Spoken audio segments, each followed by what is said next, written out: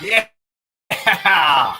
Welcome, everybody to Halemeister's 1,000th subscriber YouTube extravaganza, 1,000 subscriber party. Wow. I can't believe it. I can't believe we're actually here. Who else we got here? We got Randy Nolden. Let's see, Randy Nolden. I know you, Randy Nolden. You are a stick boy from Wisconsin. He's here. He's saying hi. G almost here. Who else we got? DT14's here. We got Houston, Texas. Dave is here. Good to see you guys. The Happy Hodag's here. We got Jonathan Hunter 79 is here. Jonathan Hunter. Good to see you guys. Good to see you guys. Who else we got? We got Caleb Harrell. Am I saying that right? Harrell? Yes. Happy Hodag says he's a Packer fan too. All right. I'm in good company. Good company. DT14 says I'm a little bit laggy. Is it just me or just him, or what are you guys seeing? Not that I could really fix it at this point, but hopefully everything's coming through. Okay. Who else we got here? Checking in earlier. We got I think I mentioned Houston, Texas Dave. Deadliest Cashers checked in earlier, said hello. So I think that I think they're going to like some of the guests we have here today too. A little bit laggy for a lot of people, huh? Well, maybe I got too much stuff going on here with this one computer, huh? Let me remove a couple things here to maybe that'll improve some stuff here. Let me remove a couple things from the stream. So let me know if that improves. So good evening from the North Wales, UK. Jonathan Hunter 379. Yes, I remember getting some email or some mail from you, some stickers and some buttons. So awesome. We got a great show for you here. Hopefully everything works out with the lag and everything. I'm sitting right next to my router, so I don't know why, but we'll see what happens here. So wow, I can't believe it. 1,000 subscribers. I never thought that I would. Gio almost says, "Tell the kids to stop playing Fortnite." The kids aren't home. Nobody's home. Just me. So that's all you get. Me and my Packer sign back here. So yep. Can't believe it's been 3 or 4 years now since I started my YouTube channel, and I started it with a passion, of course, for geocaching, and I had made several home videos before in the past that turned out quite well. And if you dig deep enough on my channel, you'll see those videos, my home videos. And so I figured, you know what? Why not turn the camera myself and try the geocaching aspect of it, explore some of my adventures and put them on YouTube as well too, and just see what happens. You know, I didn't really have any expectations or anything. I didn't really know what was going to happen, and here I am, over 1,000 subscribers. So I want to thank you guys for coming to my channel, watching the time spent watching my channel, subscribing, commenting, and everything else. Meeting you at events.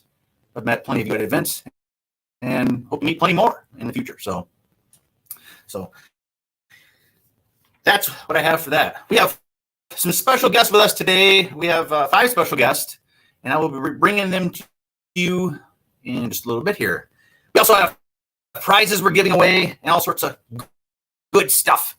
But also, you know, before we go on, I would like to say that in addition to everybody that I've met and commented with and had contact with through the years, through my YouTube channel, I've been able to bring you, as well as myself, through geocaching and through my YouTube channel, to some really cool places. And it's been my honor to bring you there, if you haven't been there yet yourself. Places such as the oldest geocache in 8 states, such as Ohio, the oldest cache in New Jersey, the oldest cache in Connecticut, Iowa, Illinois, Texas, Nebraska, and the oldest cache in the state of North Dakota. That's right. I've made videos on all of those caches, and I hope you enjoyed those as well too. The largest tree in Illinois and the largest tree in North Dakota. I've taken you to both of those spots in my videos. That's pretty cool. You know, who knows about the largest tree in any state, right? But they've been on geocache with Halemeister. I've taken you to the Statue of Liberty and World Trade Center Ground Zero. I've showed you my 9,000th and my 10,000th milestone finds. I'm over 13,000 now. Those were pretty big ones, and I brought you to those locations as well too. Disney's Magic Kingdom and the Animal Kingdom there in Orlando, Florida. I brought you to those as well too. Hope you enjoyed those videos. Florida Space Coast with my friend SoulWalk74. As we explored the Space Coast, found a webcam cache and some other really cool stuff. The Fargo Moorhead Geo Tour with Bob Billy and Merlin 1392 from Michigan. The hunt for the magical geo coin. That was a fun series. To put together, think about, shoot, and all sorts of cool stuff. And what a great geo tour too. Let's not skimp on the praise that the people in the GC, the NDGC, the North Dakota Geocaching Association, they've done a great job on that geo tour. So if you ever get a chance, head on up to the Fargo Moorhead area and do their geo tour. Cool coin too. If you find 20 out of 24 or 20 out of 25 cache or something like that. I've taken you to the Hale, Iowa, a place I never knew existed. By accident, I found it on a map. What do you know? There's geocaches there. I took you there. Just a little 2-lane road through a one-horse town, literally, is what it is. And that was cool. And I've taken you on laps around the Texas Motor Speedway down by Dallas and Fort Worth. I don't know the exact city, but it's down that way. And that was fun, even though I was only going about 70 miles an hour. I can't imagine going about 150 miles an hour around a race car. That would be insane. So those are not all, but some of the really cool places I've enjoyed taking you, and I hope you've enjoyed watching as well too. So look forward to many more adventures coming up. So hang on a second. I got to get a drink. So I mentioned prizes earlier. If you follow me on Instagram and my Facebook, you'll know that I'm giving away geo coins today. I'm giving away this geo coin right here. Yep, there we go. That looks nice. There we go. And here's the backside. Hopefully you had a chance to enter the contest for that geo coin. And I'm giving away this geo coin here from the Byron Forest Preserve District, which is local to me. Whoop, there we go. It's got an oak leaf on one side and looks like an ornate box turtle on the other. Giving away that one tonight too. Both of them unactivated, brand new. They could be yours if you entered the contest. As well as 2 t-shirts by artedcrafted.com. Arted Crafted, thank you very much for sponsoring this episode. Artedcrafted.com. Go there for all your geocaching apparel needs. They can make you look great at your next event. So thank you very much to Sean and Eddie Renee there at Arted Crafted for sponsoring this event with 2 geocaching t-shirt giveaways. All right. Well, guys, I think it's about time to bring in our first guest. What do you think? Think it's time? How's lagging going? And have I gotten better? Just want to know. Nobody has really said anything about it, so hopefully I haven't got better. I have got better. No. Well, I don't know what to say. But we have our first guest. Here. Now, this first guest here is somebody I've known for, almost a quarter century. Wow, that's a long time. Yeah, I was best man in his wedding. He was best man in my wedding. He's been in a lot of videos, and just an all-around good guy, a longtime friend. He's going to be our first guest. And I'm talking about SoulWalk74. Welcome to the Hey, show, my friend. thank you. Great to be here. Yes. So that's a great shirt. I must say that's a great shirt you're wearing there. I was just talking about the hunt for the magical geocoin. Awesome. Did you know, for the people watching, I have a link on the bottom of every one of my videos, the Halemeister store. You can actually buy that shirt right there on the Halemeister store by following that link. So just in case you didn't know. Yeah, it's a nice shirt. All right. So how's the weather down there in Florida, sunny Florida, where you're at? Oh, man, it's beautiful. It's really, really dry, though. We have a red flag warning right now. There's a lot of forest fires going on because it hasn't rained since February. And it's just insanely dry. It's unreal. Everything's brown. The palm trees are turning brown. But it's about 93 right now, but it's so dry it only feels like 80. So it's nice. Nice, good.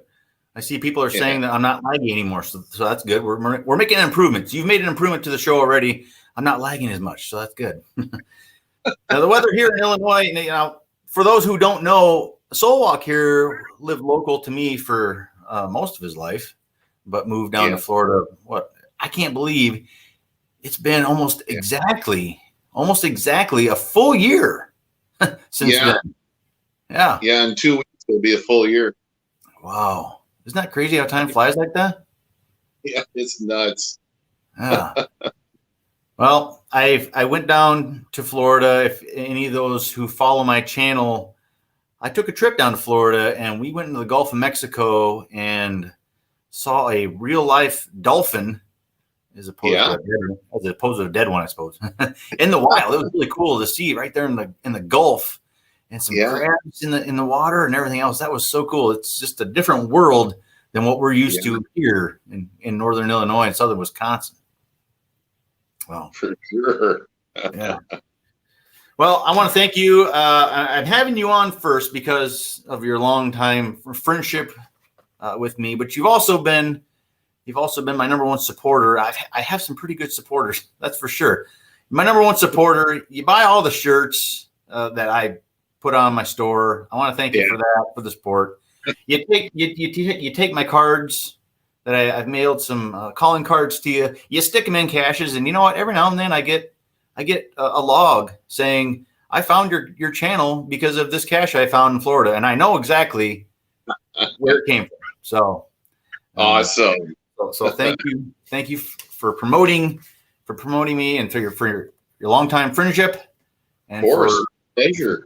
Yeah, and for being available and willing to be in my videos as well too, and for today as well. So much appreciated. Thank you.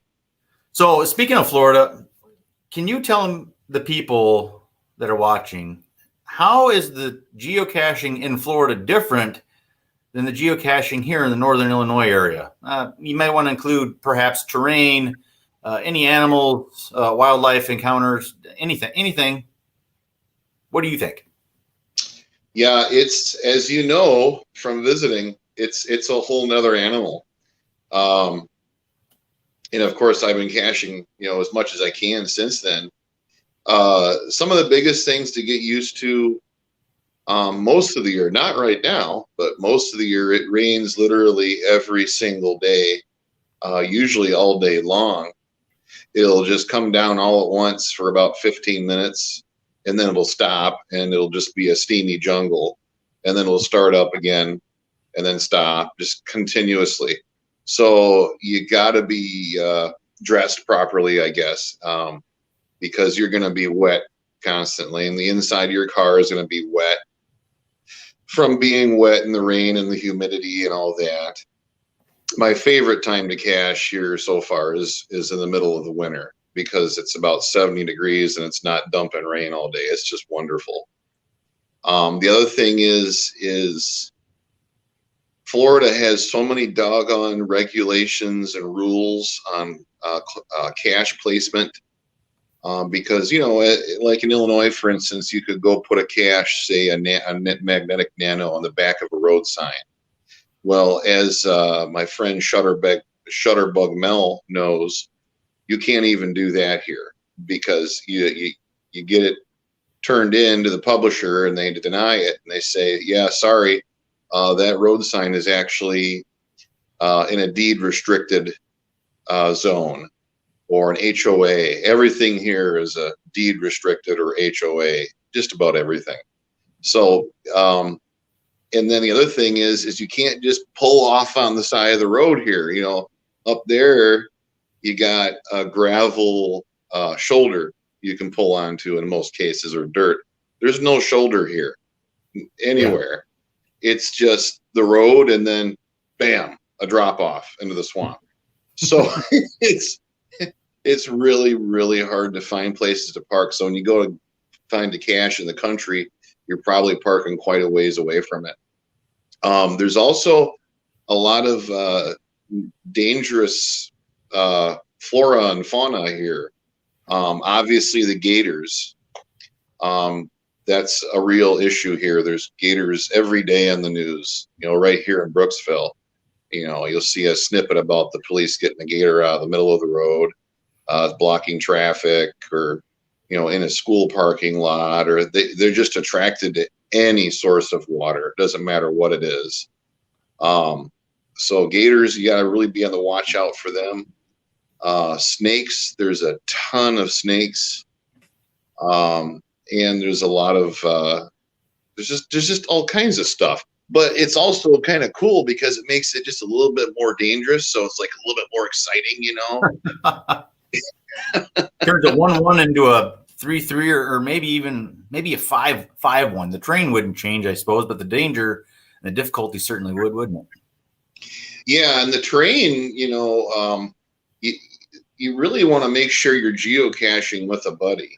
It's not recommended to cache by yourself here. And that's because we have a problem, especially in this area, with sand pits. And just last week, there's someone's entire house just caved in. Oh, man. Giant, yeah, because everything here is built and grown on sand. Yeah. You know, there's no such thing as a basement anywhere or anything like that. And wherever there's a pocket of water or air underneath there, after a while, it just kind of caves in. So you hear every so often about hikers that are just hiking along and suddenly they're stuck in a pit. So, yeah, I'm making it sound more dangerous than it probably is, but these are things I'm not used to. So I guess I'm probably more worried about them than I should be. Yeah. Well, as you know, here in the Illinois area, there's really nothing that really wants to kill you here, as far as animals or anything like that. You know, we got deers and a few snakes, but probably the most dangerous thing here, of course, is the poison ivy, poison oak, and things like that. But those aren't going to kill you. They're just going to give you an inconvenience for a while, of course. Yeah, and your mosquitoes are the worst in the world. Yeah, I guess those want to kill you. That's for sure. I've definitely donated my share of blood over the course of the years. Oh, and there's ticks too, of course. But yeah, just you know, bug spray and typical stuff like that. You certainly don't have to worry about gators. That's for sure here. So tell me, you've also started a YouTube channel that you post to on occasion.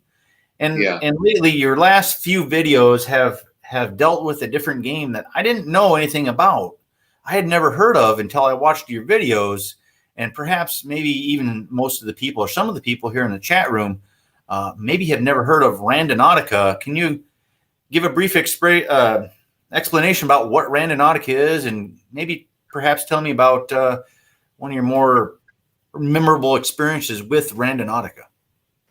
Yeah, Randonautica is something I kind of stumbled across, I don't know, 6 months ago or so when I did a Google search for GPS-based games. Not because I didn't want to geocache anymore or anything like that. It's just because I've found every geocache in this county. There's not as many as you would think here in Florida for some reason. Anyway, so I was just looking around for something to do. This was before I started working a crap ton of overtime, so I had some time. And this thing called Randonautica came up. I'd never heard of it before. So I got on their forums and did a little bit of research and stuff on it. And I'm like, this sounds interesting. So anyway, Randonautica is a GPS-based game, but it's very different. You're not going out to find a container like you are in geocaching. I guess it would be more closely related to a virtual geocache, maybe in a way. You load up the app on your phone, and it asks you to think or say out loud an intent. And so you can think of anything you want, any word in the universe that you can possibly think of. And you generate one of 3 points. One is called an attractor, one is called a void, and one is called a power. And the theory is that Randonautica uses quantum mechanics to generate a randomly generated point on your map that you can set, within your parameters, whether you want it to be a mile away or 6 miles away or whatever. And what it's doing is it's using a very complicated mathematical equation and taking any occurrences of that word that you just said. If you're going for an attractor, it's going to look for coordinates where it recorded the most amount of that word. So say you come up with the word sock as your intent. Well, it's going to use a quantum number generator to decide where it's heard or seen or recorded the most instances of sock. Or if you choose the word void, then it's going to bring you to a place where the word sock has never been uttered. Things like that. And how exactly the app does this, nobody seems to really know for sure. My theory is that our phones listen to everything we do and say. Yeah. So every single search that we make on Google, so there's some kind of record of it somehow, and it's so uncanny and crazy. My experiences, and the reason I'm still playing it is because it's just nuts how accurate it is. I think the most interesting one that I've had lately appeared in one of my videos of just using the intent crazy. And it took me to a wild orange tree in the middle of nowhere. I had never seen a wild orange tree before, and it was bearing fruit. And I had one and it was good. And I thought maybe that's what it was. Because that was crazy to me. Sure. But I turned around and literally, 100 feet away from me, there was this abandoned structure. They looked like a house or a business that had burnt down a very long time ago. And it was crazy because in this abandoned structure, I didn't go into the structure, but I got real close to it. There was a whole bunch of graffiti in there that had the word soul, S-O-L. Huh. Yeah, and I kind of felt like I was in another world there for a minute because I'm like, how is this possible? There's no way that, I don't know. I still can't figure it out, but it was a very strange location. It was kind of eerie. Yeah. But it was also very, very, very interesting. It's not a place I ever would have, one, known about, or two, ever have gone to just by myself without a location-based game like that. So what I've done is I've combined geocaching and randonauting together. Because randonauting takes me to places that I didn't know existed. So, hey, put a geocache there. And I have several times, and people love finding these geocaches because they get to see either a strange abandoned structure or something else weird nearby. Absolutely. And it's fun to do both at the same time. And then, of course, I try and make a video of it too while I'm doing it. Yeah. I'm sure a lot of those places, or there's probably a geocache somewhere nearby, probably within a mile, I would think, right? Oh, yeah. A lot of times. So, yeah. It's been interesting. After watching your video, I downloaded the Randonautica app, and I haven't actually physically gone to any of the spots that it was telling me to, because a lot of the spots were kind of where I knew there wasn't anything, like in the middle of a field. So it's not quite, it doesn't seem like, to me anyway, and I'm a very inexperienced user on it, but it doesn't seem like it's exact as geocaching where you go right to the cords and find something. They might give you somewhere where there's a radius of true. A few hundred feet or something like that. And to me, it seems like that it's kind of like build your own adventure. You think of your tent and it brings you to a location, and to me, it seems like you have to kind of, with your intent, create your own story at the place they brought you to. Is that what you think too? Or? Yeah, I think a lot of it is like that. When you pull up an intent and you look at it on the map, you really can't go by that because you don't know what's there. A lot of times it is taking you to the middle of a field or a pasture or a forest. But when you get there, strange things happen. Like I used the word sock earlier because I've done that one, and I found a sock. Mm-hmm. So don't ask me how, but it took me to the middle of nowhere, and I found a sock, and I'm like, yay, a sock! Oh yeah, it's just. And then there's some intents that just will not work for whatever reason. For instance, money. Believe me, I've wanted to find money really bad. So I've tried money, I've tried gold, I've tried riches. That intent refuses to work. It will not take you to anything to do with money for some reason. Yeah, that's strange. I wonder, have you ever tried your intent of geocache? Not yet. What would happen? I wonder what would happen if you had the intent of geocache. Would it take you to a spot where there is one, or would it take you to a spot where it would be a good spot for one? And if it did take you to a spot for a good spot for one, would it be a traditional, or would it maybe possibly bring you to a spot that would be a good spot for a virtual, maybe? I don't know. Dude, that is an excellent point, and that's something I'm doing. As soon as I get an actual weekend off, I'm doing that, and I'm making a video about that because that should be very interesting to see what happens. Yeah. Well, I'm really kind of curious about that. I'd like to see what you come up with. So that's really cool. Well, thanks for bringing that up. I see a few people here. Craig, the Aussie geocacher, used it, and he had the same experience I did as well too. It always took him to private property, but like we were explaining earlier, it doesn't really know if it's private property or not. So you do got to use your best judgment. Yeah. If it's taking you to private property, obviously you can't do that. So you just generate a new point. And there's days where I'll randonaut for 5-6 hours and won't get anything because of that very thing. Yeah. So it's definitely not nearly as exact as geocaching. And like you said, there is a radius, and every point that gets generated has a different radius too. It could be 100 feet, it could be 800 feet. So that's one of the things that kind of sucks about it. But when you play it along with geocaching, then it makes it more fun because one of the two is going to be successful. So right, yeah. I mean, if all things fail with Randonautica, that there's going to be a geocache somewhere around there, and those cords are supposed to be good, and usually pretty hard. That's right. Exactly. Well, I'm kind of happy to see that other people here in the chat room are willing to try it out.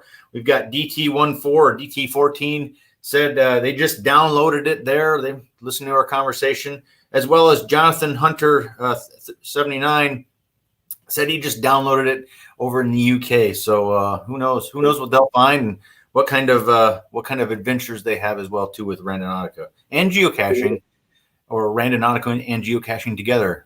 Randonauting? That's what I call it. Yeah. Yep. Perhaps. All right. Well, listening to you talk about quantum spots and circles and all these things that that I don't quite understand. That's why I have the likes of you around for these types of things. It really got me thinking, wow, this guy is a big nerd. Yeah. No offense, right? No offense. Yeah. You No, I take this as a compliment. see, that's what's great about having somebody be a friend for a long time. You can call them a nerd right to their face, and Yeah. it's okay. So it got me thinking, Mike, Soulwalk 74, also known as Mike. It got me remembering of a time just a year ago, right before you left for Florida, where we celebrated 1,000 something for you, 1,000 geocache finds. Yes. A very special spot. Very special spot in Riverside. That was a great day. Yeah, Riverside, Iowa. If anybody here doesn't know of this special spot in Riverside, Iowa, and I have a feeling there are a few people that do know, such as the Deadliest Cachers, I'm sure they know. It is the future birthplace of Captain James T. Kirk from the Starship Enterprise. He will be born there in the future in the year 2228. For sure. Or was it 2226? I can't remember, but one of those years. And we made a video on it. And I want to just kind of relive, as we celebrate my 1,000th subscriber here, I want to relive your 1,000th find, if that's okay with you. Is that all right? Sweet. Yes, it's all right. Now, I've trimmed out parts of the video to make it a little bit shorter. So if anybody hasn't watched this video, now's your chance to watch this video once again. Again, here it is, Riverside, Iowa. Captain's log, stardate 05232020.015, rounded off to the nearest decimal point. I'm here in Riverside, Iowa, the future birthplace of Captain James Tiberius Kirk. Yes, he was born here in the future. Never have I been to his place that is monument enshrined to something that has happened in the future. Have you? They have here in Riverside, Iowa, the town is decked out in Starship stuff. They have a strip mall with a museum, the Voyage Home Museum, which is unfortunately closed right now with the COVID-19 pandemic upon us. They have a trailer here with a USS Enterprise mock-up, and they also have Trek days here at the end of June every year. I can only imagine the nerdiness that happens at that time. Right over there, about a few hundred feet, is a statue of James T. Kirk. Let's go check it out. All right, let's see if Google knows what's going to happen here in Riverside, Iowa, March 22nd, 2228. Let's see. Hey Google, what happens in Riverside, Iowa, March 22nd, 2228? Right there, future birthplace of James T. Kirk. It knows. Google knows everything. All right, well, I'm not going at this alone today. I have got my friend with me, Soulwalk 74. You've seen him on several of my videos. And today, we have picked this virtual here in Riverside, Iowa as his 1,000th find. This is the captain. I finished scanning. Now, hang on. I want to pause it real quick here. This is my favorite part of the video because this is where you just totally nerd out.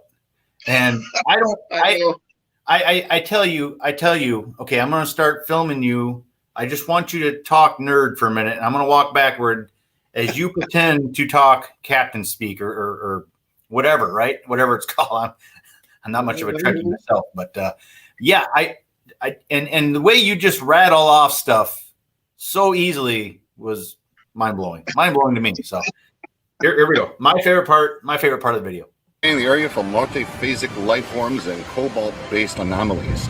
Unfortunately, because of the black energy well of this Class M planet and the rarity of these kinds of planets in the Alpha Quadrant, I haven't found much. However, I am proceeding towards the coordinates of this statue in commemoration of my great-great-uncle.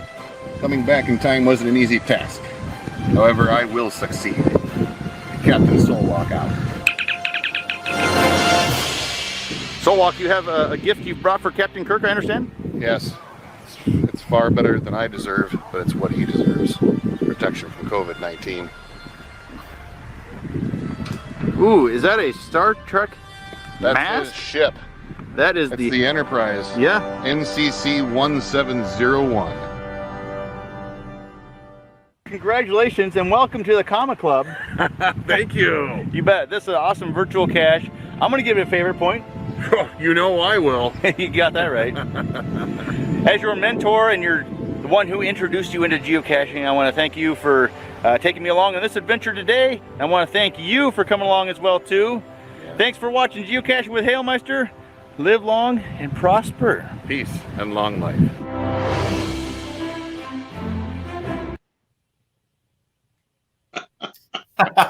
That was awesome. What a great adventure that was. So it was good to be Awesome. with you. It's good to be with you on your 1,000th find, and it's good to be with you again for this 1,000th celebration, 1,000 subscribers on my YouTube channel. So thank you very much for being here. Thanks for being a great friend. Thanks for going on all the adventures and being willing to participate in my videos and just being a great supporter of my channel and everything else. So I appreciate it. Well, congratulations, dude. And thank you for the same thing. Thanks for being a great friend, a great geocaching mentor, and a great videographer as well. Man, you're going to make me cry, man. Let me get you a beer. Yeah, no, I don't need that yet. I just got some water here. That'll be good enough for me. All right. Well, thank you very much, Mike, for joining SOAC 74. And until next time, my friend, we'll see you around. I'm going to put you back in the green room where you can continue watching the show, or you can just watch on YouTube. Either way. So, all right. All right. Sounds good. Thank you very much for letting me on. And live long and prosper. Peace and bacon grease.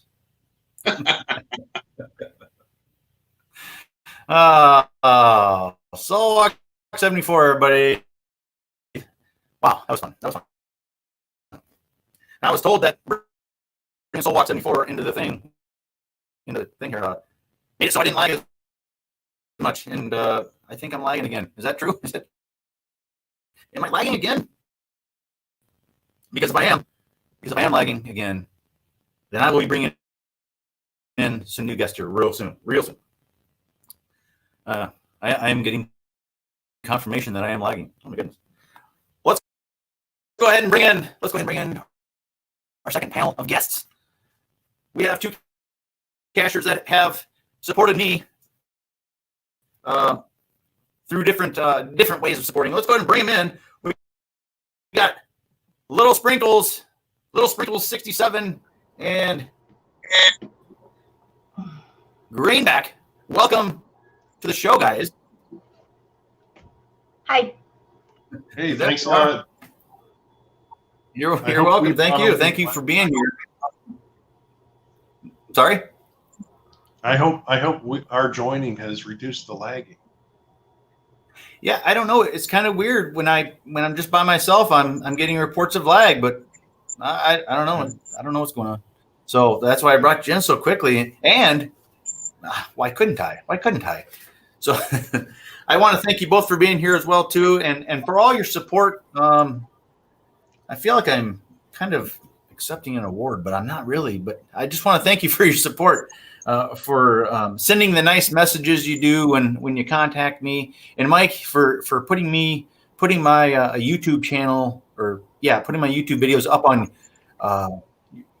your gogeocaching.com page and Facebook group. So you've been in a video as well too, and I want to thank you for those moments and for the support. It's always nice to get a message from Little Sprinkles, and always nice to see Greenback at an event and go to one of his events as well. So can you tell me both? Well, I know where you're both from. Can you tell the people that are watching where you're from and what do you do when you're not geocaching? So I'm from Midland, Texas, and I am an IT tech. IT tech. Yes. Okay. Greenback, how about you? Oh, I'm in Downers Grove, which is a suburb of Chicago. You know that, of course. You've been here. And I sell real estate, in my spare time. Squeeze in some geocaching, some real estate. So. Yeah, I got an IT tech here with me. Maybe you can give me some pointers on as to why I'm lagging so bad when nobody's around on the screen with me. It's your world, guy. Well, I don't know about you, but the year 2020 was obviously a different year for everybody. But, I think for a lot of us, even though we couldn't go places and things were closed down and what have you, geocaching was pretty prominent in my life. I had all sorts of spare time to go out. And what a better place than in the woods to socially distance and keep yourself away from other people. So I had quite a few geocache finds in 2020. How about you guys? I had quite a few as well. I really cached out my area. So we went on some vacations where we might have gone somewhere where you could be around people. So most of the vacations that we took last year were centered around geocaching. Yeah. How about you, Greenback? Yeah, I had my best year in like 6 years, although it was still only 780 caches that I found or something. I also stepped up placing caches, looking for something unique, something or even something I hadn't done in recent years. A couple night caches, 2 or 3 of them, and just assortment of different things that were different and seemed to be popular with a lot of people who had nothing better to do. Well, I guess that kind of describes us geocachers a little bit, doesn't it?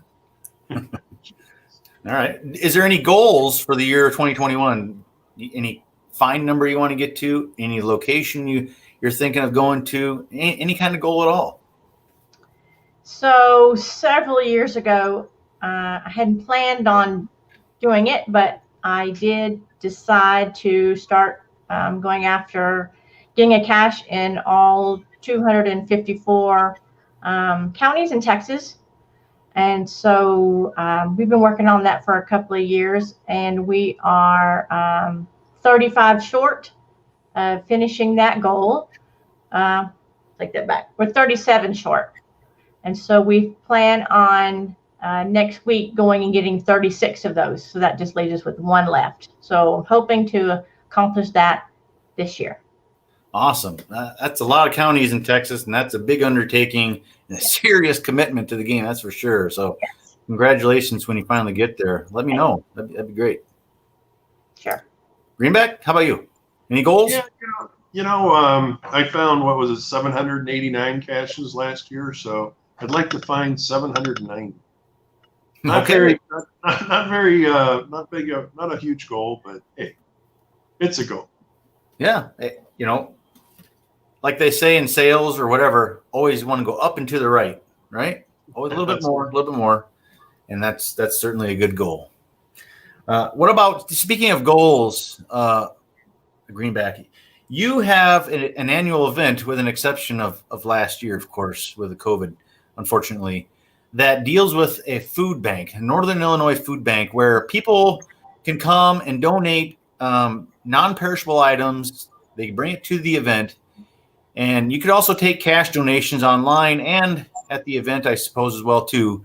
And you donate that to needy people in the Northern Illinois and maybe Southern Wisconsin, too, or is it just Northern Illinois? It's just I think it's 13 or 11 counties in Northern Illinois, not including Cook County. Not including Cook County. Now, Cook County is Chicago, for those who don't know. So 11 counties in Northern Illinois, excluding the Chicago area. So, and over the years, Mike, I've been to a few of your events there in the suburbs area.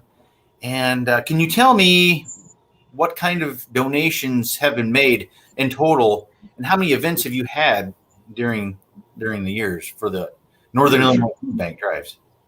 Yeah, we started in 2009. The event's called Cheeseburgers in Paradise. Hopefully some people here will join or come out and participate, hoping to do it again this year. Obviously not last year, but over the years we collected about $4,600 and 3,800 pounds of food. A little bit more than that, actually, but thereabouts. Yeah, that's awesome. And of course it's geocachers are always the best people. I mean, you got people from all different kind of walks of life and all different kinds of families and everything. But the one thing that we got in common is geocaching. And when you get together for a geocaching event, and such as a Cedo or one of your events, the Cheeseburgers in Paradise, to serve a greater good of somebody else other than yourself. It's always a great thing, and geocachers always step up for that. So thank you very much. Thanks, of course, to all the donors, and thanks for putting it together. So that's awesome. It's been a lot of fun. Yeah. And very rewarding. Absolutely. So if you could go, Carla, if you could go anywhere in the world, and geocache, where would you go and why?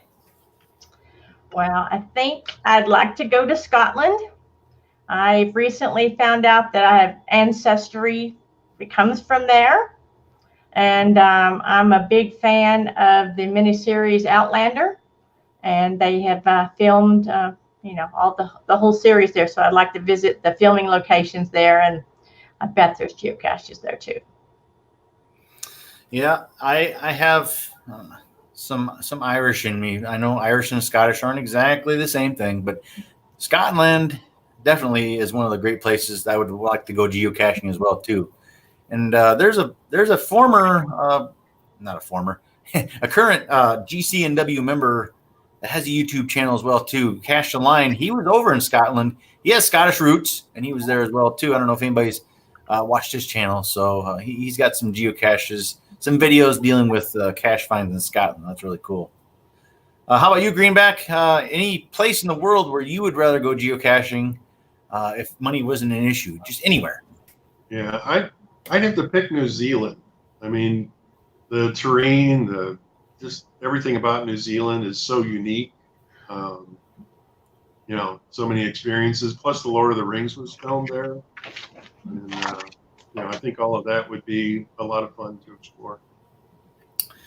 Yeah, I know some people from New Zealand as well too, through geocaching and videos, and New Zealand would be a really cool place to go as well too. I can't disagree with you on that one. Plus, I think they have one of the older geocaches in the world. Can't remember the GC code, GC45 or something like that. Just recently, it's not much older, or I'm sorry, not much younger than Mingo, which really kind of surprised me. If anybody knows the GC code of the one I'm talking about, just go ahead and throw it up in the chat room there. But yeah, awesome. New Zealand and Scotland, definitely. All right, now it's time for a little game. Time for a little game of Would You Rather with Little Sprinkles 67 and Greenback. I'm going to give you some Would You Rathers, and we'll start off with Little Sprinkles 67 and Greenback. You can answer second, well, because ladies first, right? Of course. Of course. Would you rather have more time to go caching or more money to go caching? What was the first one? Would you rather have more time to go caching or would you rather have more money to go caching? More time. More time. Greenback? Well, I hate to cheat, but if I had more money, I'd have more time. That's true. That's Take true. the money. Yeah. Just before we go on here, GC46 is the one. Thank you, Hunter79. GC46 there in New Zealand is the one I was referring to just a few minutes ago. Question number 2. Would you rather meet current geocaching president Brian Roth, or would you rather meet the guy who hid the first geocache, Dave Ulmer? I'd rather meet the first guy who placed the first cache. Greenback, how about you? Yeah, I'd go with Dave Ulmer myself. I met Jeremy Irish, who was the predecessor to whoever's running Groundspeak these days. But I didn't think that was all that thrilling. I think the first person who hid a geocache would be a lot more interesting. Yeah. Okay. Very well. Would you rather find 50 park and grab geocaches, or would you rather hike a long distance in the woods for one gadget cache? Oh. I guess I'd go on the hike to see a really good one, although I don't like to walk really far. And how about you, Greenback? Well, for me, as soon as you said gadget cache, you kind of ruined the hype. Oh, I went to Geo Woodstock when it was in Seattle a number of years ago, mhm. and I found a cache that was only a couple miles from Geo Woodstock. And I was the only person that found it. It was an ammo can in a really deep wooded area. And literally, I mean, nobody else went and found that cache. But it was an awesome hike and adventure. So take away the gadget part of that, just make it a traditional cache deep in the woods somewhere. Okay, definitely going over quantity less than quality, or quality over quantity is what both your answers are. And I think I might have to agree with you on that one as well. Okay, how about would you rather find a highly favorited geocache, or would you rather get a first to find? I'd probably want to find one of the highly favorited. Okay. Yeah, I'm afraid I'm in the same boat. Again, quality over quantity. Well, although this is one for one, but it's quality over an FTF. The FTF could be a guardrail. I guess you don't know when you get there.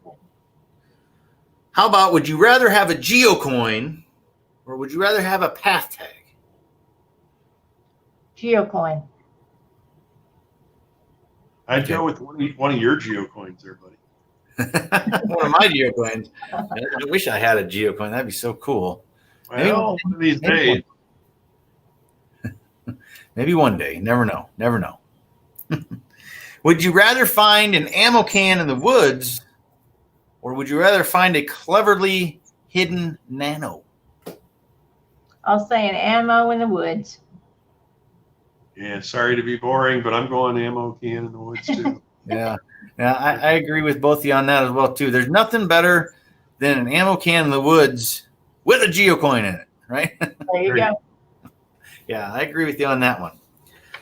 Okay, and for the last one here, would you rather find 100 virtual caches, or would you rather find 100 Adventure Lab caches? Huh. Hmm.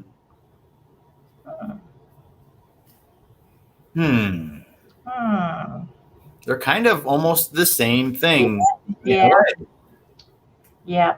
I'd say, wow, they're close. I'd say a virtuals. Okay. Yeah. I'd go with the virtual too, only because sometimes Adventure Labs get really tedious about, answering their questions. Yeah, well, that's true. That's true. I see a lot of people in the chat room. We got Cash Canada there. He would rather find a geocoin, a nano, and a virtual. We got Canis Miners joining us here. He wants a path tag. Jonathan Hunter 79 says path tags, they're hard to find in the UK. Path tags are apparently. Geo Jerry says he'd rather find a virtual because they're older. He likes the oldness of the virtuals over the Adventure Labs. Let's see what other kind of answers we got here. Yeah, Geo Jerry also would rather cash in New Zealand, just like you, Greenback. And did you see this here?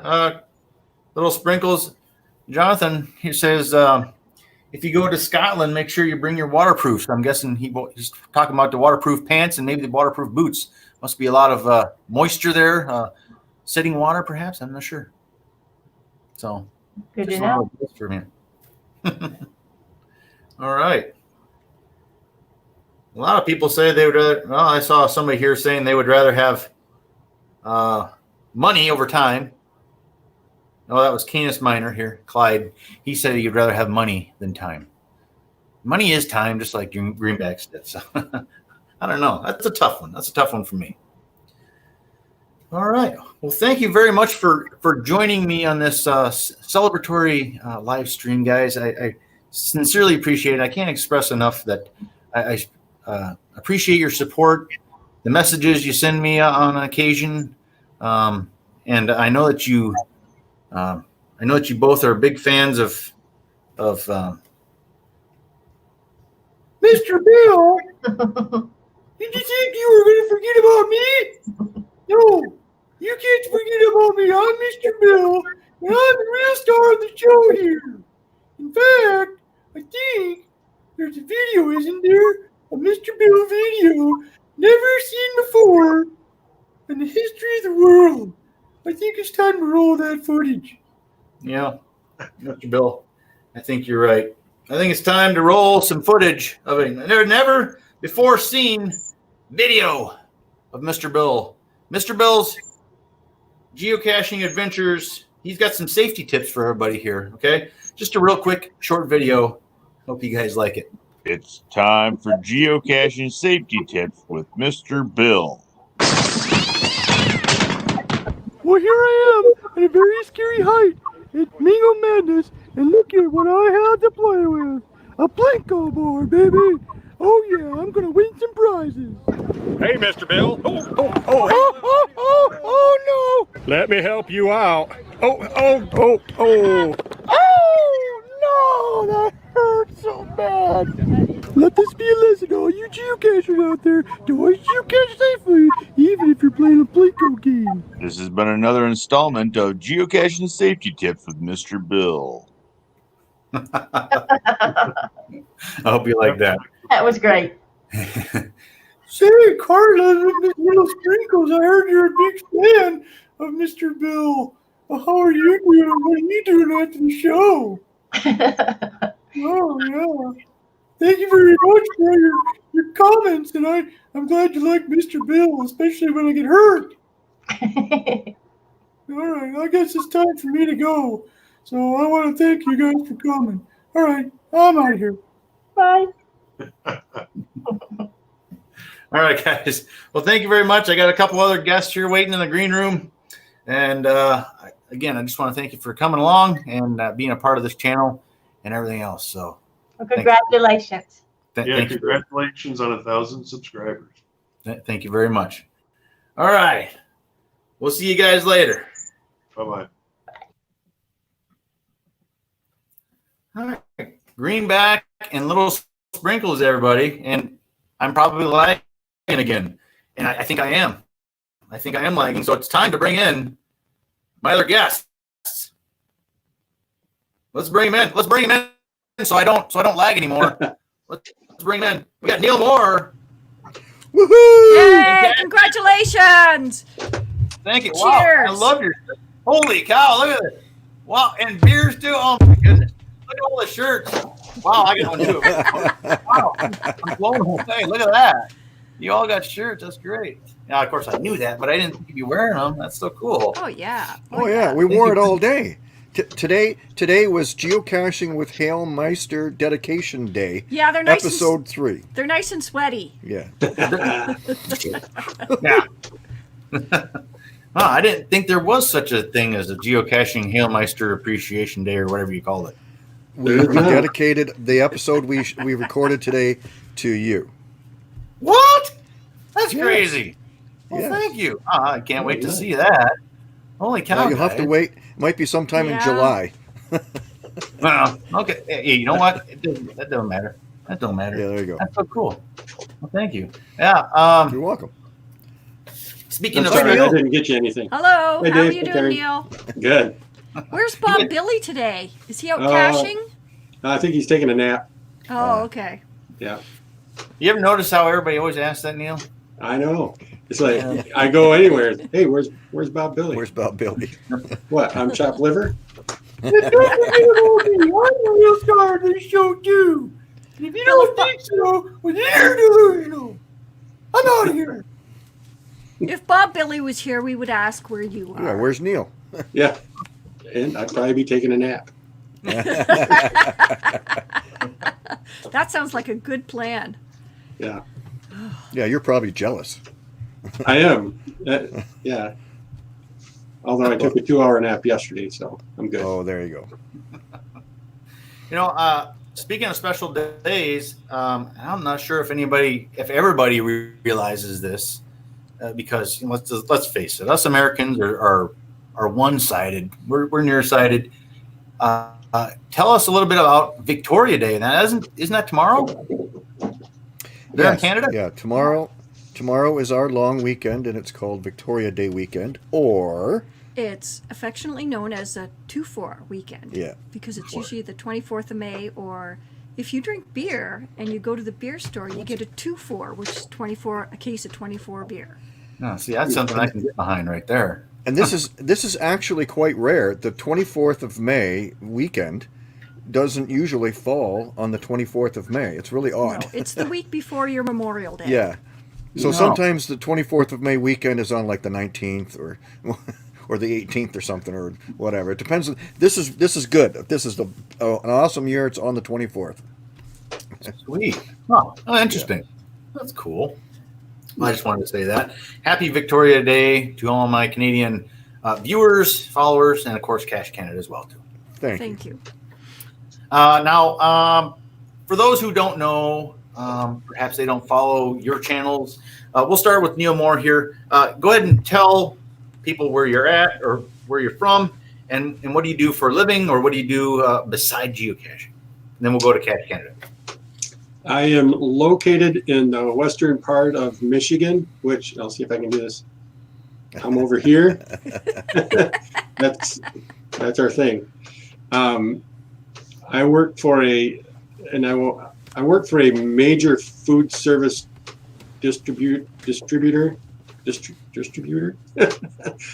Anyway, I work for a food service distributor, and I work in a in-house print shop.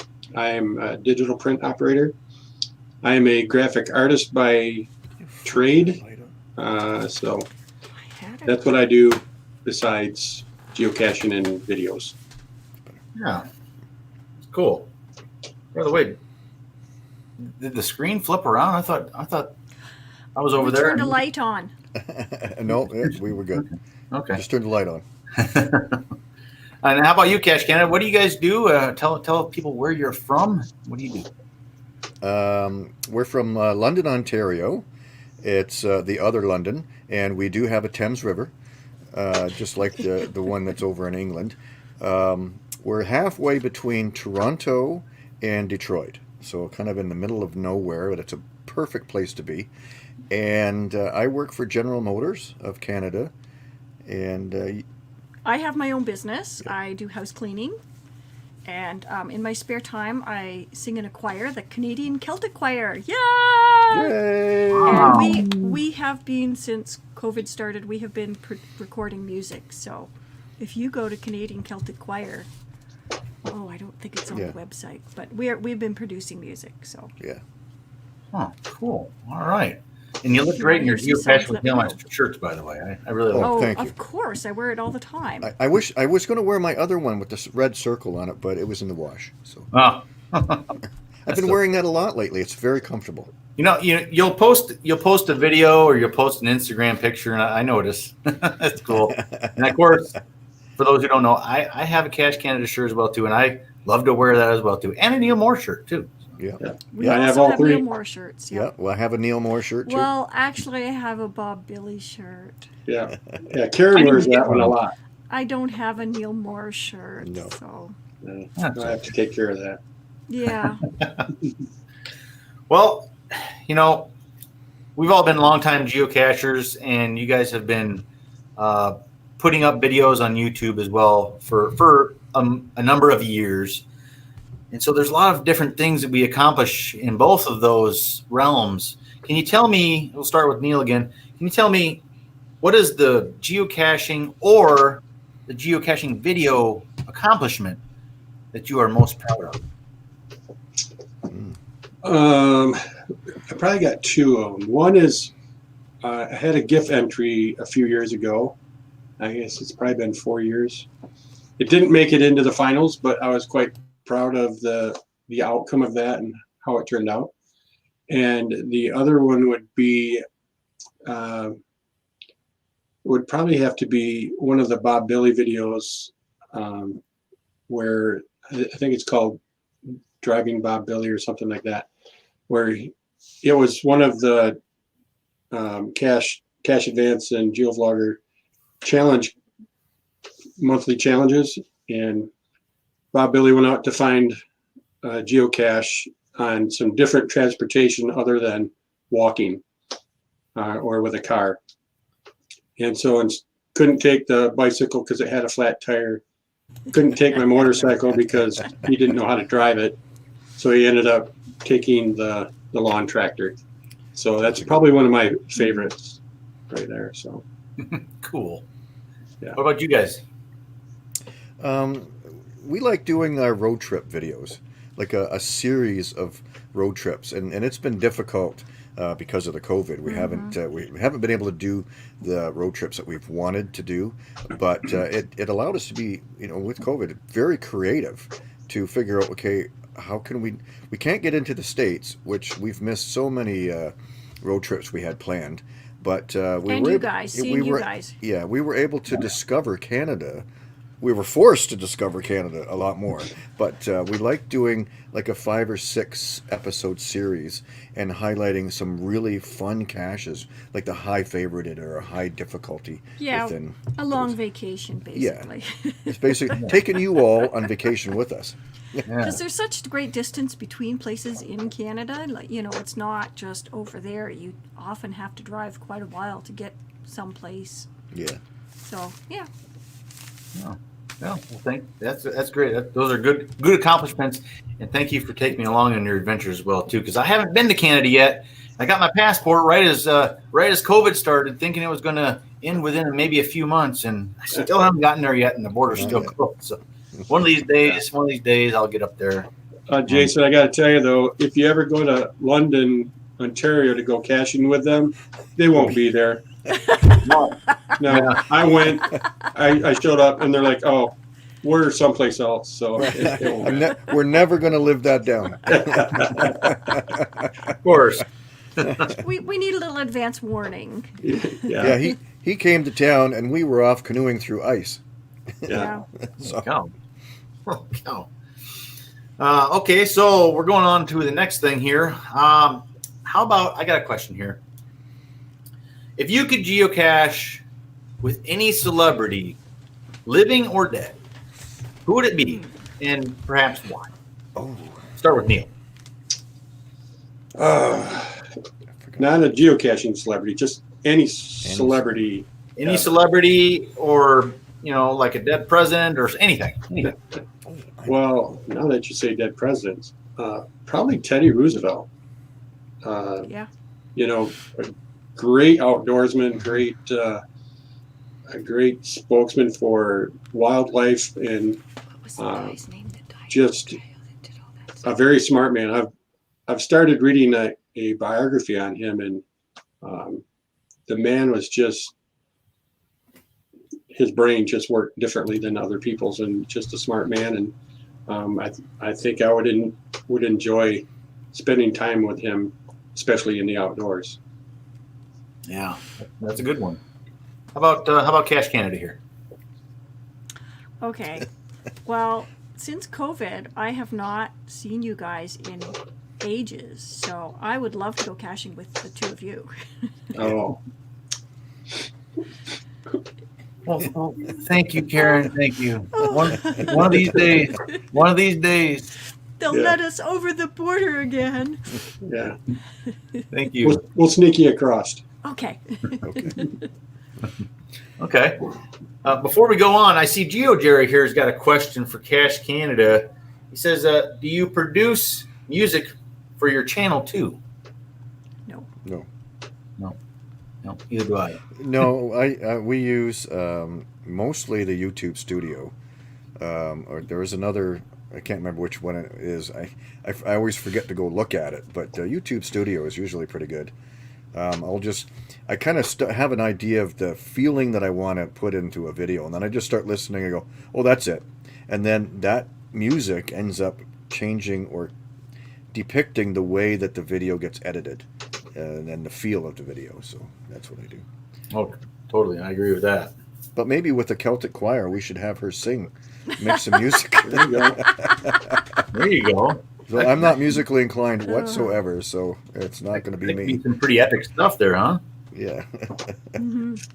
Do you have a geocache that is tops on your bucket list? Something you're looking forward to maybe it's a great location, maybe it's a cool container, or maybe it's just something you've heard about. What do you think? We'll go first. Yeah, go ahead. Utah.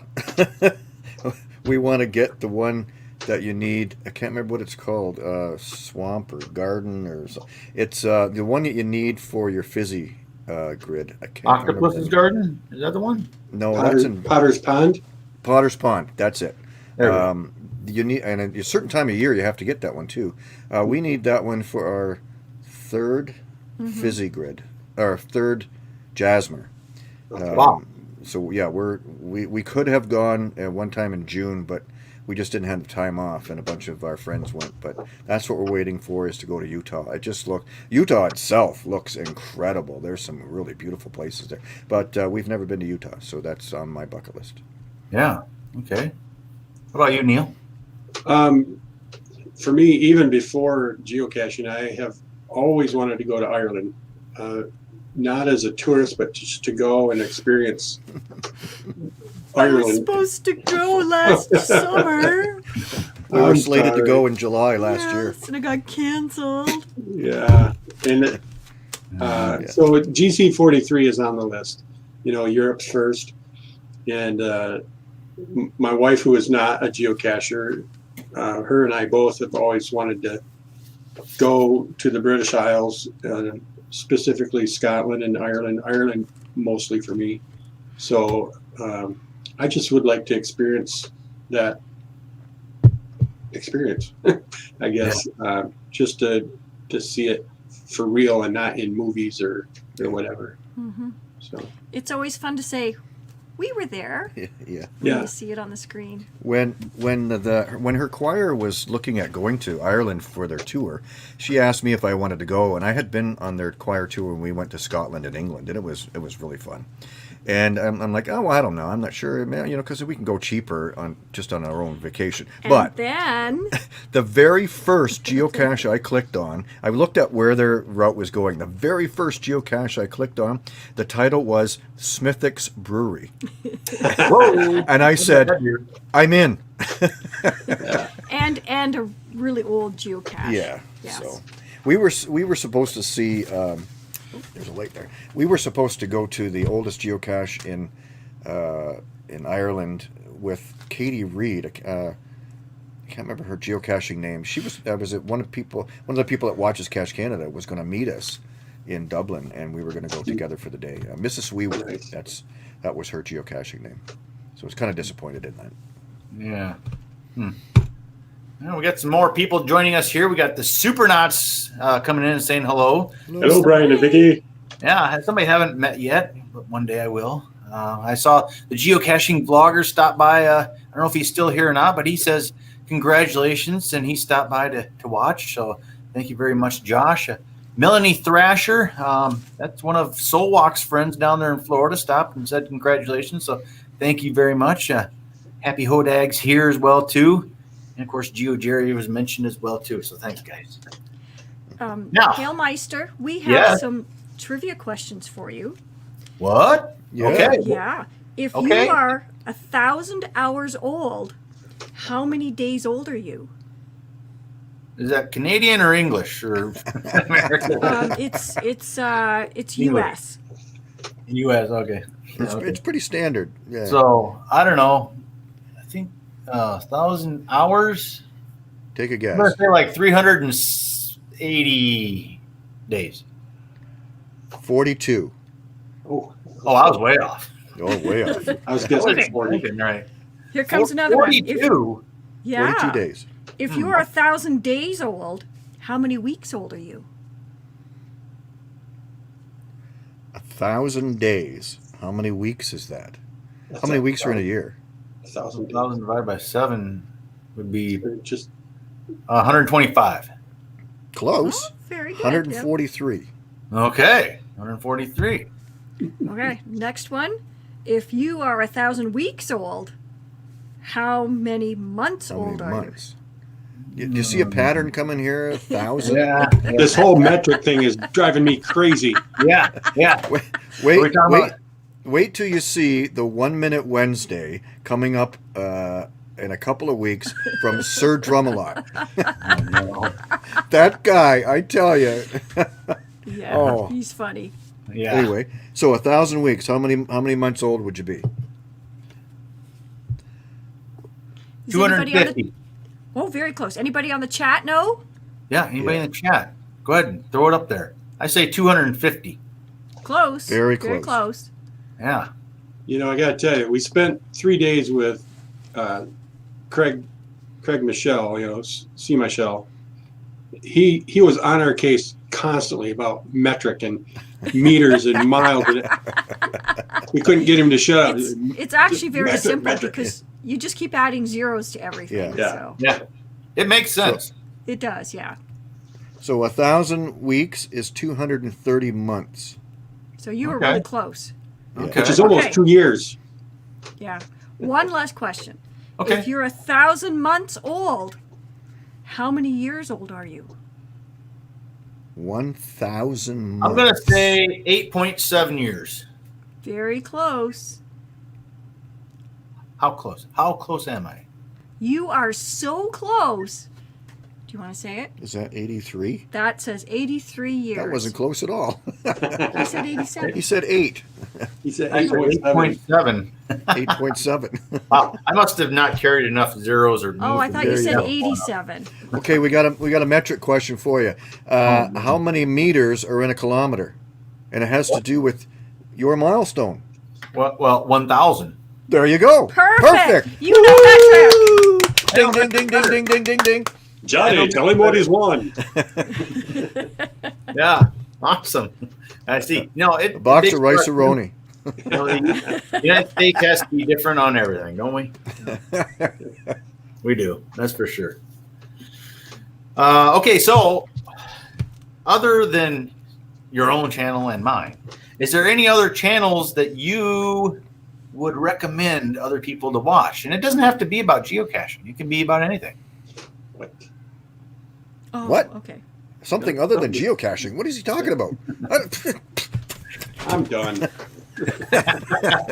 That's it. We're out of here. Okay. My son and I, we watch this show every Yeah, week or imagine, so. It's called Critical Role, and it's a Dungeons and Dragons game that these people have played for so many years.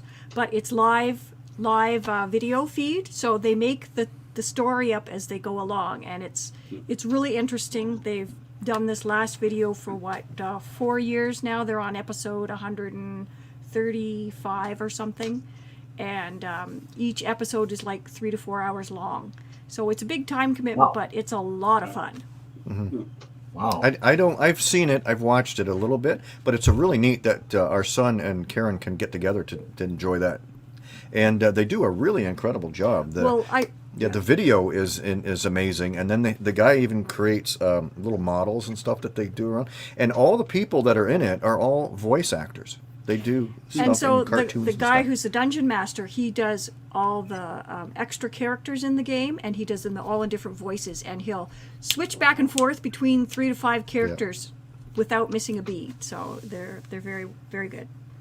And I watch a couple of channels that are not geocaching, although, okay, so anyway, I watch 2 sailing channels, and one guy he's a van lifer, and he climbs mountains.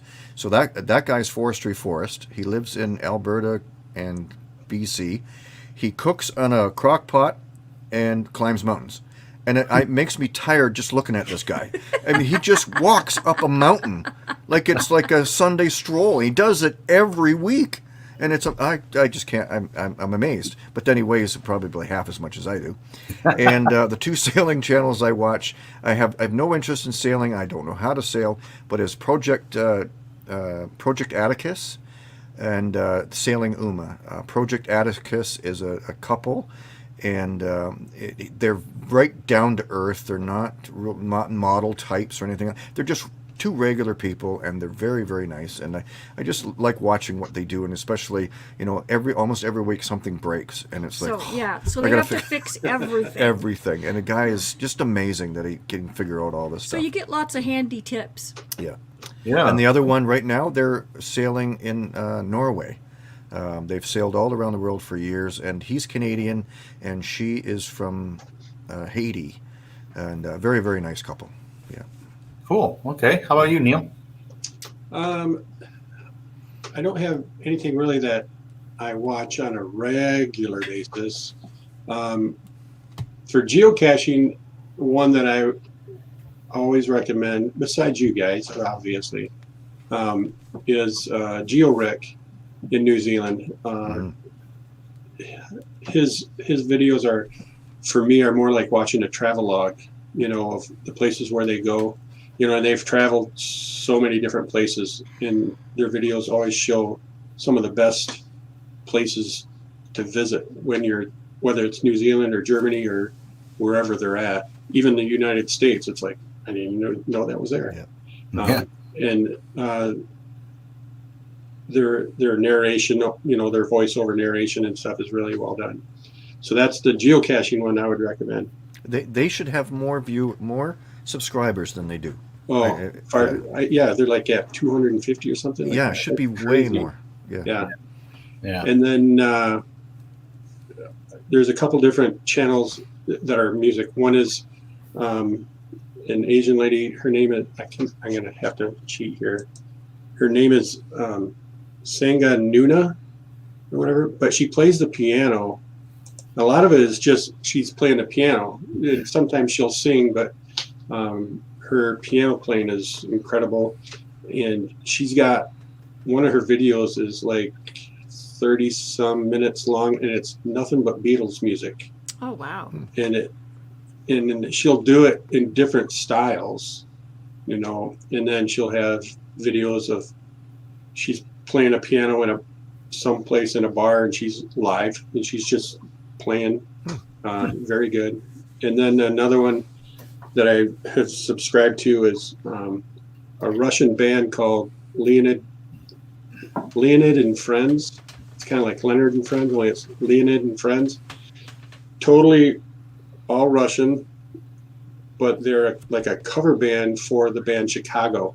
They do all the Chicago tunes, and they are spot on. I mean, other than when they're singing, you'll catch a little bit of a Russian accent in there a little bit, but for the most part, you put those two to put the songs side by side, you'd be hard pressed to tell which is which. And the Sergey, whatever Russian last name he's got, who started this, has went through and he has written all the music by listening to the music and picking it all apart, because apparently he can't find that like actual sheet music or anything like that. So he's broken it all down and rewritten all the music for the instruments and vocals and everything. So yeah, they're awesome. Very good. It's always interesting to hear other things, that people are interested in. And that's that's how I got interested in geocaching, actually, was hearing it from somebody who had been doing it for a long time, and I had no idea. I think that's how we all kind of started out. So it's kind of cool to hear about other channels as well, too, out there. All right. Well, I think it's about time for some Coins for Kids update. Yeah. Coins for Kids. If anybody has been following my channel and Neil's channel, and I don't know, is Cash Blind? Yeah, Cash Blind will do. We did one video so far that we had coins in, and just today, the episode we filmed today, we found money in the container, but I didn't know what to do with it. But I did take out what I could. You'll see, but the bottom of the container was full of pennies.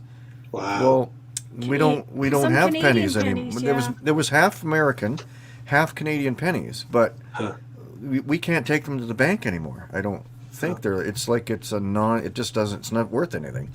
So I was able to pull out 25 cents, 2 dimes and a nickel. Hey, everything helps. So that'll add to what we already have. So we don't find a lot of money in caches up here for some reason. I've heard from other people too, commenting on my Instagram posts and things that other people, I guess it's all regional, I suppose. But we find money in cash here quite often, it seems like, and I don't know, it comes in the weirdest places sometimes.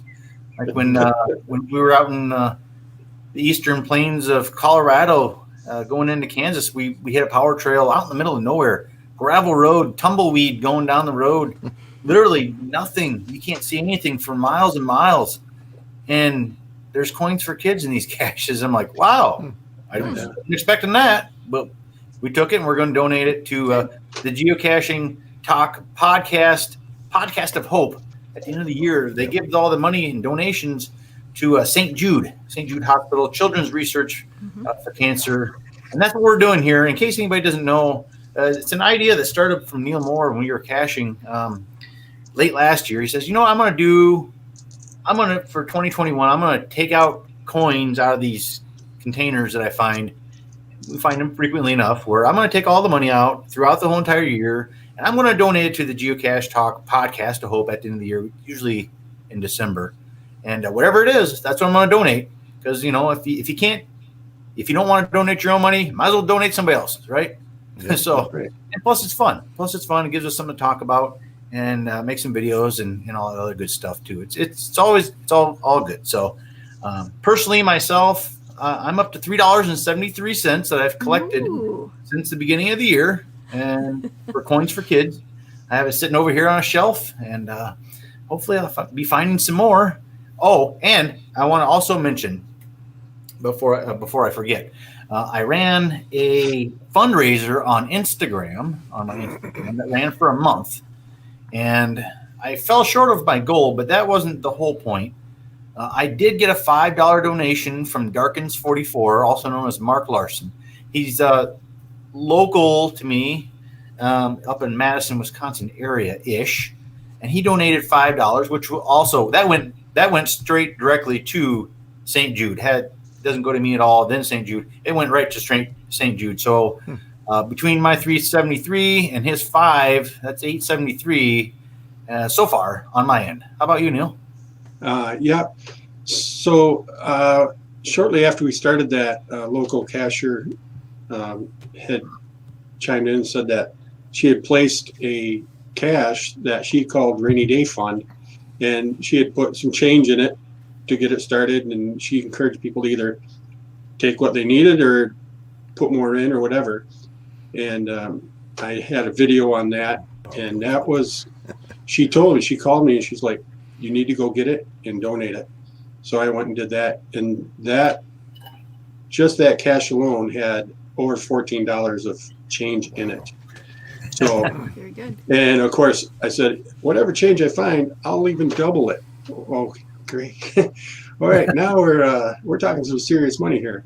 So in that video, I added up what I had previously found with you up in Big Rapids, and then this cache, and that took me to like $19.98 at that point. Since then, I've found, a nickel here, a dime there, a couple pennies. I went and found a cache at a car wash, just a random out in the middle of nowhere car wash, and there was 55 cents inside a pill bottle.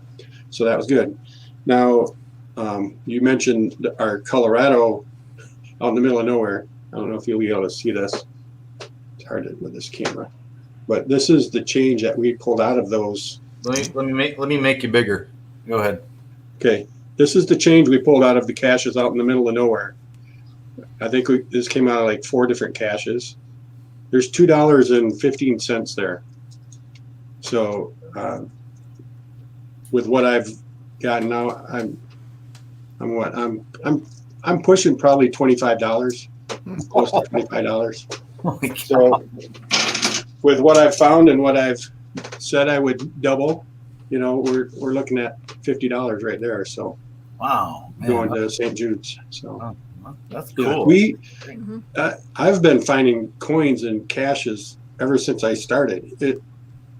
It's amazing how much, like you look in there and it's like there's some wet business cards and a couple wet stickers and a couple rubber bands, and there's 35 cents or something, but so that's why I thought, this change sits in there, and pennies turn green and whatever. It's like, might as well pull it out and use it for something, Yeah, absolutely.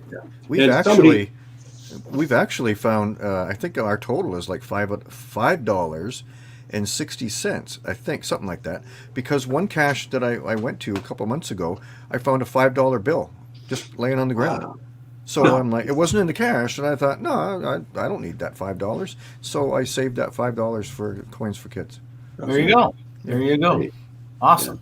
So if anybody out there watching on live or on the replay wants to donate, you can use hashtag coins for kids right there on the bottom of your screen on any Instagram or Facebook post. Use it on social media, wherever, and collect those coins and donate them to the Coins for Kids, the Geocache Talk Podcast for Hope. I'll have a link as soon as they create one, and I will update later on in the year. So that'd be cool. All right. Awesome. Yeah, I know. Cash the Line, he's doing it. Jeff, he's doing Coins for Kids, and hey, I figured it out. The reason we can't find coins in caches, we must be hitting up the caches that Cash the Line's been at already. That's it. There you go. Taking all the money. Yeah. I'll have to talk to him. He's doing it, Cash the Line, and I know Michelle doing it as well too. Yeah, right. And he's also said that he would double up. So if he finds $10, he's going to put in $10 of his own, or perhaps more, whatever. So he's going to do that as well too. That's cool. Yeah, and I know we have a couple local cashers here that are saving up their coins too. So awesome. Okay. Well, Cache Canada, why I got you here, I have a little video for you as well too. Every segment that I've had has had a video. This one's no different. Now, people know that Neil and I were at Mingo Madness in Kansas. Now it's been 2 weeks ago. Time flies, but we shot this video. Now I want you to watch it. Okay. Okay. Hey, what's up? We're power trailing out here in Mingo. There's a palm tree geo art, 128 pieces.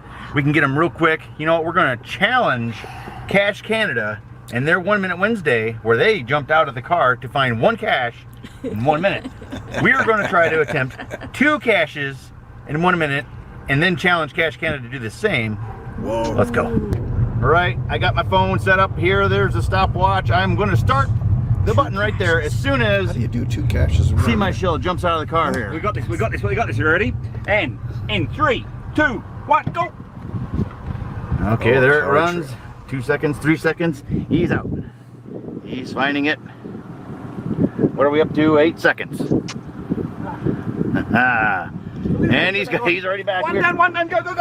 We're up to 15 seconds, and we're off. Yeah. Next one. Go. The great thing about these is they're every second telephone pole. We're up to 24 seconds. Oh, we've got this, boys. We're at it's half 30 over. seconds. Oh, you went too far. Yeah, you did. Oh. Okay, 35 seconds. See, Michelle? He has to shut the car door for it to count. We're at 42 seconds. Wow. Take it easy. And 49.8 seconds. All right. There you go. Good. Cache Canada. Now it's your turn. 49.8 seconds. Can you find 2 caches in 1 minute? Wow. You gotta have a good driver. Yeah. All right, well, that's awesome. We did 128 geocaches in the Mingo Madness Geo Art, the palm tree, right here on the Oasis, just outside of Colby, Kansas. Oh boy. Lots of fun. Lots of finds. Guess what? It took us 2 hours and 10 minutes to complete from beginning to end. That's it? That's it. Whoa. You know why, Halemeister? Why? Because Bob Billy was driving like an absolute rat. Holy cow. I wasn't sure I was going to survive, but yeah, here we are. We're still in one piece, and now we got to log them all. Oh, no. Oh, it's going to take longer than 2 hours to log them all. We'll see you guys on the next episode. Geocaching with Halemeister. That's quite a challenge. I don't know. We're going to have to work on that one. Yeah. You're going to have 2 of them that are about 1/10 of a mile apart. Maybe Bob Billy can drive for us. Well, maybe we can get Cache the Line to drive for us. There you go. Maybe. With his, what does he call his car? Deja. Deja, yeah, we get Deja and cash the line, and he can. I don't know if he can push that car that fast. Awesome. Yeah. So there you go. 2 caches and 40. Okay, All right. the gauntlet's been thrown down. Yeah. Yep. And now it's 49 time seconds. for this. I'm sorry. What was that? Never mind. 49 seconds. Okay. 49.8. That's metric and imperial. 49.8 seconds. Not according to Sir Drummond. Okay. Oh. I can't wait for that video. June 2nd, Wednesday, June 2nd. Okay, coming up, Cash Canada. Be on the lookout for that video, guys. Now is the time I want to give away. We have some prizes. A contest that I've been promising everybody. And normally I would, with my other guests, I would say goodbye to you, wave goodbye, and thank you very much. But I've been having problems with lag, so it seems like I've been having the best with people on here. We're here for you. Yep. If you guys don't mind sticking around a little bit so I don't lag good. out. Okay? That'd be good? Okay. We got our shirts. Yep. All is good. All right. Well, I have to share my screen here. And so the first one we're going to do is for this geocoin right here. It's got a beautiful moon on it. That's a beauty coin. Oh, yeah. Yeah. This one actually come from Canada. The paper and the little sleeve said something about Canada on it. And it looks like it's got some kind of French word on there. I'm not sure. Lantoine? I don't know.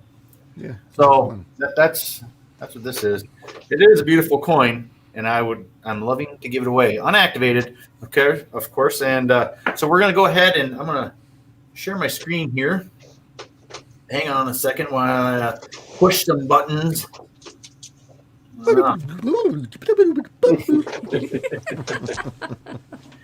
Yeah. Okay. There we go. Okay. There we go. We're going to do the Instagram, which, the Facebook is where I gave away this coin. So let's go to the Facebook.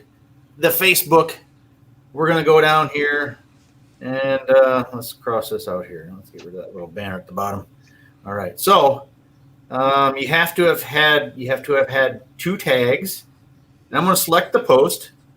Here's the post. Which post was it? Right here. This one right here. I'm giving away this unactivated geocoin. It was this post right here. And you have to have 2 posts or 2 tags of other people. So I'm going to get the comments. And as you can see right down here at the bottom, there was 33 people who did the requirements for their name into this geocoin drawing. Okay. So let's go ahead and push this start button right over here. There it is, the white one that turned blue when I mouse over it. I'm going to click that button. There goes the names. The winner is Patricia. Right. Congratulations. Woo. That's one of our patrons. Let me write that down.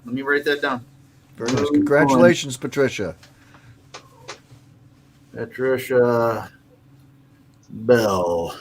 And Patricia, you can get a hold of me, geocachingwithhalemeister@gmail.com, and send me your shipping address, and I will ship that coin out to you soon.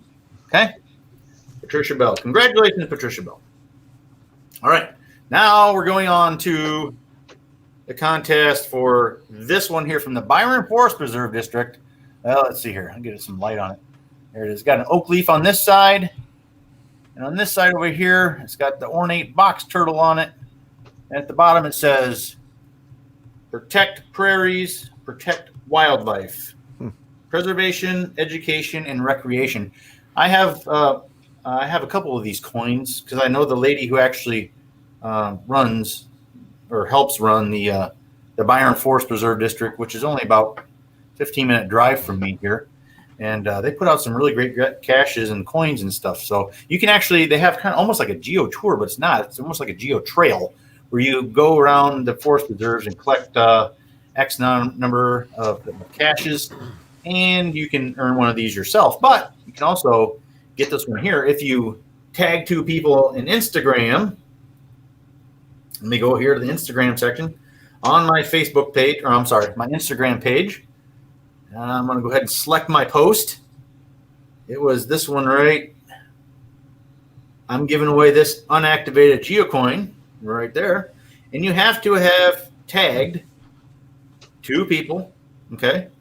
And let's go ahead and get those comments right over here. Let's go ahead and get those comments. Let's see how many people did all that stuff. 47 people, 47 Wow. people put in their name by tagging 2 people and liking the post, okay? For the Byron Forest Preserve District geocoin.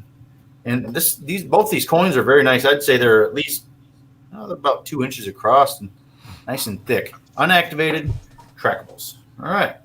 Let's go down here to the white button that turns blue when you mouse over it. And there goes the names. There goes the names of everybody. Let's see which one it stops on. Osfox! Oh, Awesome. Just started their day. Yeah. Awesome. Hey, awesome. That's great. Yeah, they're tomorrow. Yeah, in the future. I'm sending it to So Osfox. they're future winners. Yeah. Let me write that down. Yeah, they just posted. Good day. Just starting my day. Yep. There. Awesome. I'm sending this to Australia. One of my other international supporters that's very, very supportive of geocaching with Halemeister. I'm glad to send this one to Australia. So congratulations, Osfox. Now, Yay. indeed. Round of applause. Now, I'm going to YouTube, the YouTube picker, okay? And this is the video. I have to get the URL here, so bear with me. Let me copy that. And I have to place the URL back into the comment picker here, okay? And I'm going to put it right here. There it is. Let it think for a second. That's a really neat website for picking that stuff. Yeah. That's really cool. Yeah, it works really well. You sign into it, and it gets all your socials, and you're able to do this through there. So everybody who made a comment on their favorite geocache, GC code, and why it was your favorite on that video that I just showed, which, by the way, the video will be deleted right after this is done. So everybody who made a comment, just all you had to do is make a comment, and you were entered into the drawing for one of 2 T-shirts from artedcrafted.com. We sponsored this episode today of Geocaching with Halemeister live stream, and we're going to go ahead with the first winner is going to get their choice. Okay, this is option number 1. This one says, I'm going to hold up a picture of it here. It says, well, let's see, I can't. There we go. It says, do you even watch Geocaching with Halemeister? I do. I figured, I like that. That's good. what a better winner than somebody from my YouTube channel to win this, right? So the first person, let's get our YouTube comments here. The other one, there's 45, by the way. 45 people have entered in here. The other choice for the first draw name is this shirt here. A little bit different. This one is a design of Arted Crafted, and of course, myself as well too. This one here has my little face down there. It says, I always go geocaching, but when I can't, I watch Geocaching with Halemeister. Nice. I like that one. And it's got the guy from Dos Equis, the most interesting man in the world. I wouldn't call myself the most interesting man in the world. So both of those come from artedcrafted.com, guys. If you guys need a geocaching shirt to look great in, go to artedcrafted.com and check them out. They can put pat tags on shirts and all sorts of stuff. So thank you very much to Sean and Eddie Renee for sponsoring this episode and for the 2 T-shirts we're about to draw for here. Okay, we got 45 entrants here. We're going to go ahead. Where's that button at? There it is. There it is. The white circle. It turns blue when I mouse over it. Okay. The first one gets their pick. The second one gets the other one. All right. Here we go. Here we go. Pine Manor Chicago Weddings. Now, that's actually Pam Mag from Chicago area. Pam Mag, you won. Pam Mag 76, Pam Mag 78, something like that. You won your choice. One of those shirts. Yay! Pam Mag. Cheers to all the participants. Yay.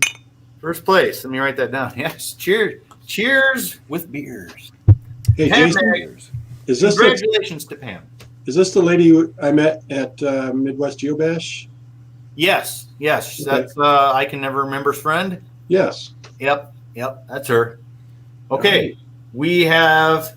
She'll get her choice of either shirt and, of course, her size. And Sean will print that up and we will get it out to Pam. All right. So, by the way, her favorite cache, since this is the comments, her favorite cache is by Dr. Doolittle and DJW House, the Doctor Who TARDIS over there just north of Milwaukee.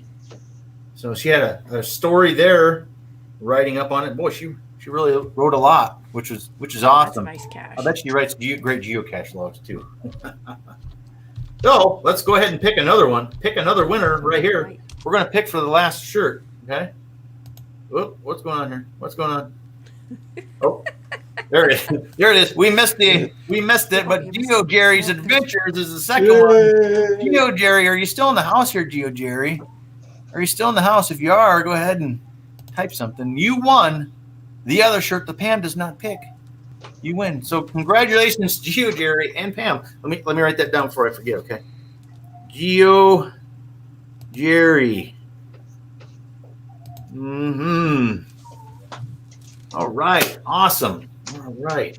Go ahead and get rid of that. Yay. Let me go ahead and remove that. Awesome. Wow. So there's that. 2 Geo coins and 2 shirts given away. Awesome. I can't believe it. That's so cool. We got 18 people watching us here. Congratulations to all the winners and everything else. So thank you very much for joining us, guys. Yeah. I think this is when you showed that shirt, if I can share something, it reminded me of this. Chrome tab. There. You want me to put that on the stream? Yeah. Okay, go ahead. There it is. There you go. Heisenberg.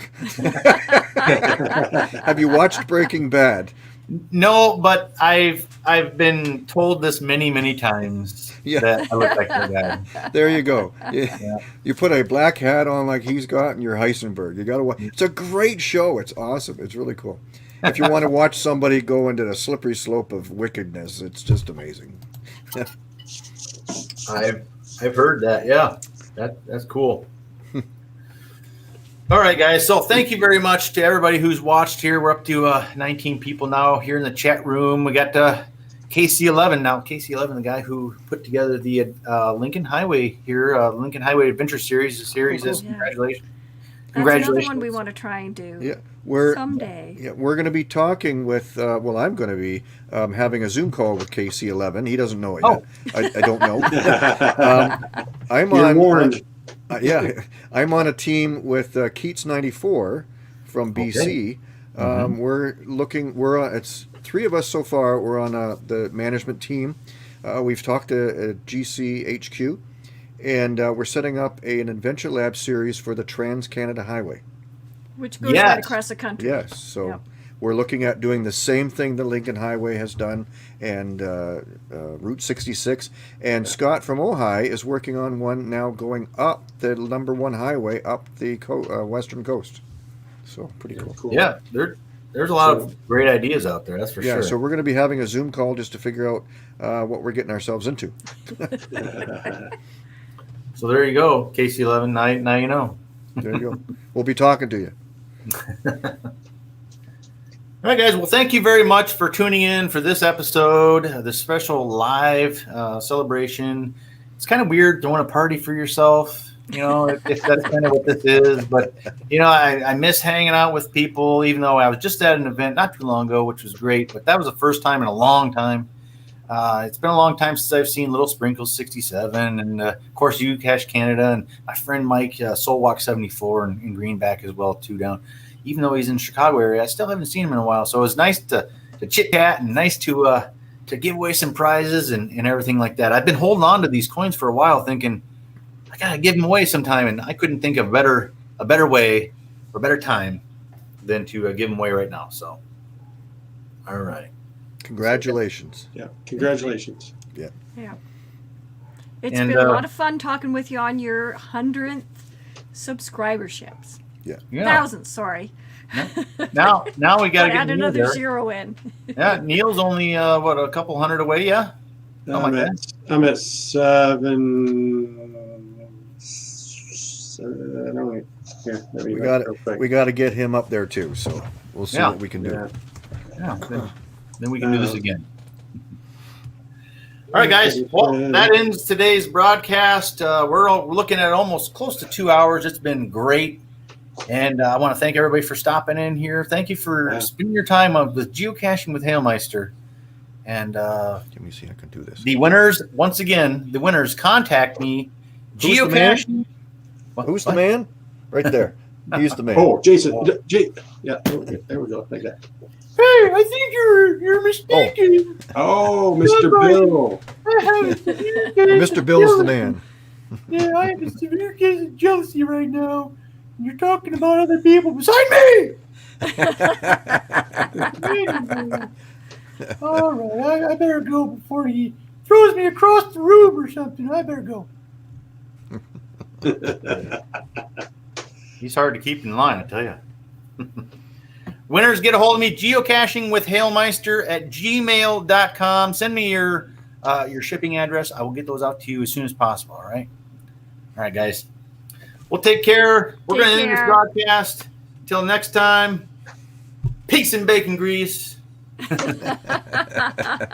care, guys. We'll see you. The good stuff. Where will geocaching take you? Where will geocaching take you? Bye-bye.